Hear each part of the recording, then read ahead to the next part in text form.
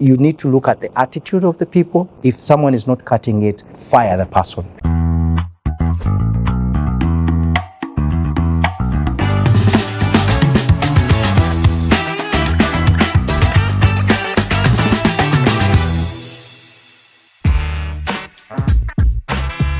Greetings, great people. Welcome back, family. We thank you very much for having spent some time, to come and join us on this set yet again on the Afrobiz Hustle 101 episode. We are very excited to be here, super pumped, and we look forward to a very, engaging and thrilling session. Today's conversation, having gone through the business ideas that we looked at, for 2024 and beyond, I want us to put a spotlight on the key fundamentals that we need to make sure that they are in place before we move any other dial. Or you're looking for funding, you're looking for, investors. Before you go there, we need to look at the fundamentals that you need to put in place before you go there. So today's segment is to clearly focus on that, and we're going to focus on the 7 key fundamentals that you need to pay attention to as a business founder, as an entrepreneur, as a startup hustle, master.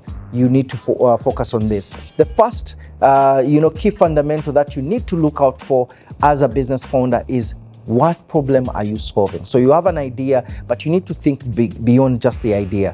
What problem are you solving? Because any business or solution that you provide, you're solving a problem. So you need to clearly define that problem that you're solving. Is it a complex problem? Is it an easy problem? Is it a simple problem that you're solving? And what niche does it address, right? And what solution do you address? So after defining the problem, identify the niche. What is also important is also to understand what investment criteria you need to go through. You might find maybe the problem is clear, the niche is there, but the investment requirement is massive and big. Do you want to go through that? Do you have the money? Do you want to, leverage yourself to get that investment coming in? Maybe not, maybe yes. So you need to just clearly define what that problem is and what, the niche looks like and what solution you want to deliver. So having put that aside, then let's look at the second one, which is also critically important to understand. So you also need to define who's your customer. Okay, so you have defined the problem, you've defined the solution that you want to do, but then who's your customer? Because not everyone is going to be your customer. I'll give you an example. If today I'm doing a beverage business, I'm not looking for everyone, okay? So you need to properly typify or understand your customer. After having, carved out that customer out of the universe, out of the many people that are out there, then you need to understand much more. What are their value drivers? What are the things that they look out for when they were coming to buy, the beverage that you're looking at? So you need to be very clear on who that customer is and what their value drivers are. So then after you've understood, first of all, the problem you're solving, you've understood the customer and their value drivers clearly, then first of all, understand who's doing business already, who's solving their problem right now. Who's your competitor in simple words? So getting to identify who that competitor is, what are they doing, right? What are they giving them? What solution are they giving them? Is it a big market? Have they taken maybe a full share of the market? Are they scratching the surface? Are they struggling? What is their feedback from the customers? Because before you even go into that particular space, you need to understand what your neighbor or your competitor is doing, because if you don't know, then you're going in blindfold, and most importantly, they'll shoot you out. They will carve you out. They will take you for free, right, out of the market. So that's why you need to understand who is already playing in that space. What are they giving? What is the feedback from of their service? What share of the market they have? Then you also need to understand the investment vis-a-vis return. Right? So in terms of any niche that you're going, am I investing in big? Am I recouping back in the short term? Is it long term? Is the return big? You need to also understand the dynamics, because at the end of the day, the hustle of staying awake late in the night, of risking your money, risking your time, risking, even your investments, is because of that return that you expect to get. So you need to look at what you're putting in vis-a-vis what you're getting out. So that's very important. You need to really clearly be able to understand, and then you don't go in blindfoldly. And most importantly, most people, look at short-term gains, but is it a mid-term gain? Is it a long-term gain? So you need to be able to play the long game, right? Don't look at only next month, 6 months. Look at 1 year, 10 years. How is that business going to be like? Am I going to break big? Because you might find maybe you start off slowly, but your margins keep on growing if you're consistent with what you're doing.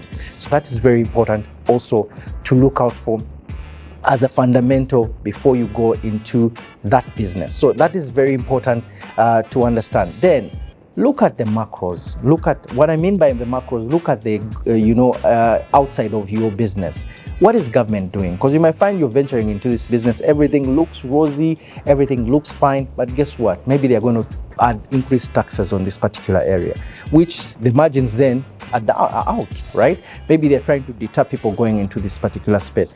Maybe government has given competition to your competitor, maybe a tax holiday. And for you have a tax, implied on. So you find that the playing field is not the same. So you need to be very clear looking at the macros. What is the market looking like? Inflation, has it gone high? Is it going high, right? Compared to the economic growth. So you need to be able to play those and understand, because if inflation is going high, it means that the purchasing power is going to go down. The value of money is going down. So you need to look at that. And if you get that, is it still a safe market for you to go into? So you need to really, really pay attention to that. And some of the things you might find, maybe you're producing for distribution into the neighboring countries, and you find maybe there's a closed border. We have had scenarios of that, and then you're stuck with a product, right? So you need to be looking at outside of your business and the sector. What is the geopolitics happening? What are the macros looking like? Because I previously had COVID, where everyone was shut down, and you had your product, you're stuck. We have seen the wars happening in different parts of the world, like in Europe, which has affected, people who are doing baking. Their prices went high, but they couldn't increase. Are you going in at that time? Because then your margins, the ones you were counting, which maybe were 10%, now maybe it's 1% or zero. Are you willing to go in? Fuel, is your business depending on things like fuel? We had a scenario where fuel went out of the roof. Are you at this time going in? So the timing is so important. You need to look at that, but looking broadly. Don't just look only at your business. So having looked at what problem you're solving, you have looked at your competition, you have carved out your niche, you have even looked globally, what government is doing, the macros looking like. You also need to also now understand, what am I taking to this customer? Okay, so you have understood what your competition is doing, even the feedback you've got. What am I taking to the customer, and what makes me different from my competition? So your edge, okay? You need to really understand what you're taking. So are you known for service? Are you known for after sales? Are you known for quality? Are you known for quantity? Is your process more lean? Are you known for turnaround time? You're very fast. So you need to make sure that is very, very clear for you before even you go to the market. You need to understand which edge you're going to play to that customer, so that you can be able to tap into that particular space. So very, very, very, very important. Okay, so you have understood now what you're taking, your customer value proposition. You have understood it. You have understood your competition. You have understood what the market is doing.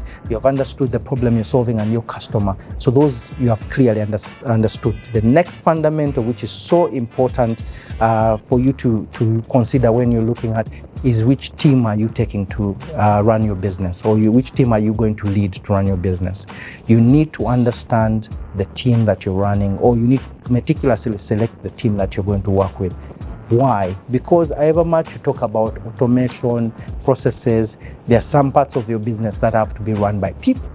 And not all the times that you'll be there to run the business. So you need a team that is really sober to run your business. Even though it's one person, two people, you need to take time to select the people, right?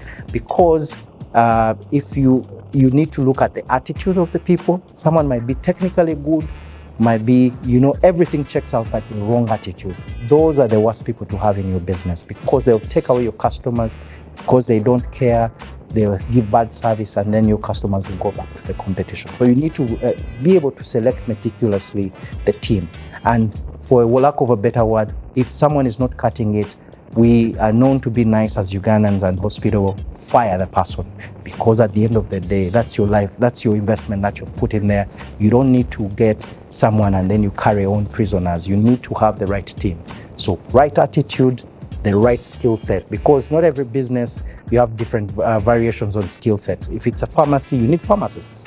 If it's a salon, you need barbers. If it's a Rolex, you need a guy who knows how to make the Rolex. If you have a boda, you need a guy who knows how to ride the boda with a driving permit. So you need to understand the skill set you need for that. But then you lead a team of agile, can-do, right attitude people. You always must be there to select the team that you're going to lead. So that is important. So after having looked at even the team that you want to have, you've looked at the people, you've looked at the customers, you've looked at your competition. The last thing, which is so important, all these things we have said, is execution. Many a times people have ideas, but the ideas stay in the closet for time memorial. The guy say, I had the other idea in 2021, that idea I had, but now they have done it, because you're not executing. You always, if you have the right idea, you have to check the boxes of the fundamentals and they're all checking out, always and always execute. Many people have the anxiety of boardroom, where they keep on discussing, massaging, talking, flipping the idea until even the cows come home. The best thing is execute, because when you execute, you get a chance to take the thing from theory to practical. You get a chance to make some bit of mistakes, because mistakes are not actually a problem. Mistakes are lessons, okay? People fail, and then you renovate until you get the perfect scenario for you to be able to run that business. So don't get, don't be a victim of boardroom anxiety. Be able to go out and execute. If you have a good idea, you feel good about it, you have gone through the fundamentals, and the fundamentals look good, don't hesitate to start. You start small, start professionally, and as well make sure that you're passionate about your business, and then you can be able to scale it after making some mistakes. Mistakes are part of everything. I'm telling you, even the big companies that we know of, they have all made mistakes. Some of them even, and in these modern times, they have even recalled back. You've seen when they are recalling back types of cars manufactured because maybe there was an error. It's all because it's part of the process. So failure is not a problem. Failure is part of the entrepreneurship process. You fail a little bit, but failure is a lesson, and then you improve until you get the perfect scenario. So my urge to you is execute.